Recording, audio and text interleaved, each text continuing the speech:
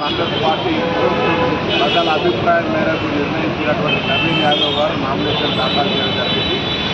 ఈ సందర్భంగా జూబ్లీ ప్రజలందరికీ కాంగ్రెస్ పార్టీ పక్షాన్ని విజ్ఞప్తి చేస్తూ ఉన్నాం. నవీన్ యాదవ్ గారిని నవంబర్ 11 నాడు జరిగే ఎన్నికల్లో కూడా గెలిపించండి.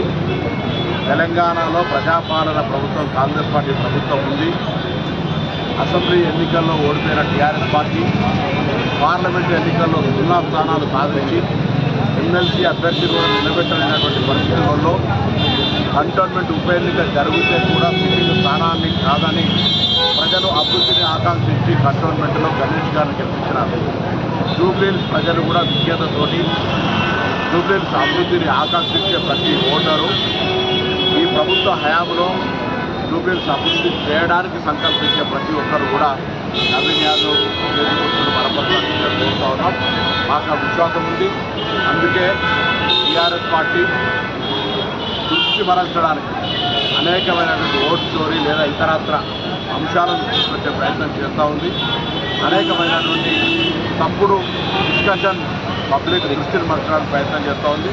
వాళ్ళు 10 సంవత్సరాలుగా మున్సిపల్ శాఖ మంత్రిగా కేటీఆర్ గారు హైదరాబాద్లో ఉన్నటువంటి జూబ్లీహిల్స్ నియోజకవర్గానికి ఏం చేసినారో బీజేఆర్ గారి తర్వాత అక్కడ ప్రజలకు గుర్తింపున్నది.